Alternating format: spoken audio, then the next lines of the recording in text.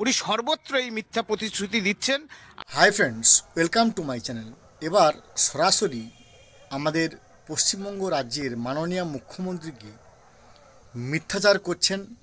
DA দেওয়ার নাম করে উনি মিথ্যে কথা বলছেন, ভুয়ো তথ্য প্রকাশ করছেন, মিথ্যা প্রকাশ করে মানে মিসলিড করছেন বলে অভিযোগ করলেন একজন ডিএ আন্দোলনকারী।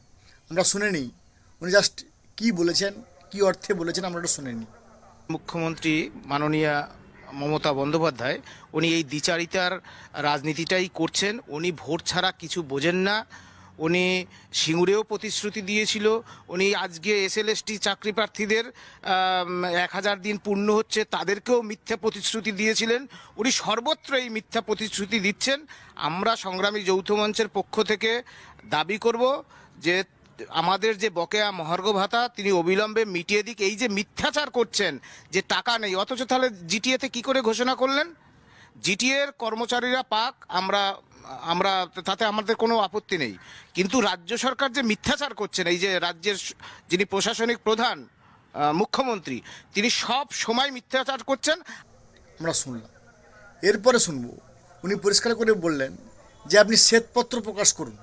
অর্থাৎ আপনি যে বারবার বলছেন বকেয়া আমাদের দিয়ে দিচ্ছে না বা আমাদের বকেয়া বেতন দিচ্ছে না কেন্দ্র, অমুক তুমুক তুমুক অমুক, তাহলে আপনি শ্বেতপত্র প্রকাশ করুন যে এই আমার আয় ছিল, কেন্দ্র আমাকে দেয়নি, তাই আমি দিয়ে দিতে পারছি না।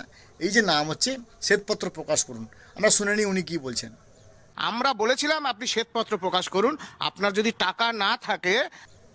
এবার শুনবো আরেকজন ডিএ আন্দোলনকারী, তিনি